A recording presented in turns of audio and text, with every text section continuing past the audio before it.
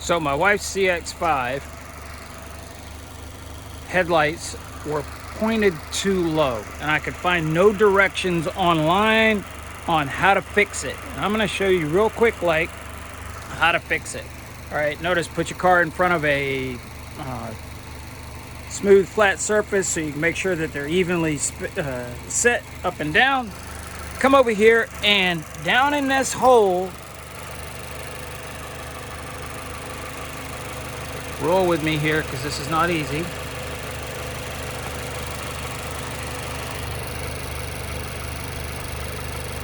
There we go. Down in that hole, there's a little notch thing. Take a Phillips head screwdriver, stick it straight down through the hole.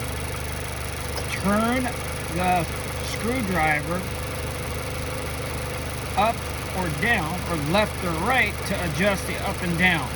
It'll meet up with the notches in that adjuster. It's pretty easy. There's one on this side and one over here on this side. Let me find it so I can show you. There you go. See it right down in there?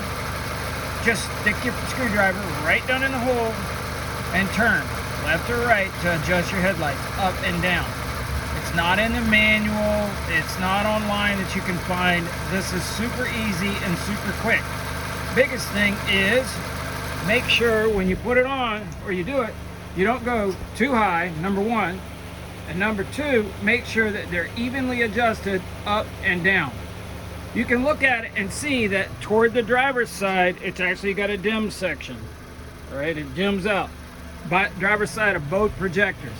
Problem with ours was it was too low, and if you were driving down the road with low beams on, you could hardly see the street signs, and if you had a deer or a dog in front of you, all you would see is legs.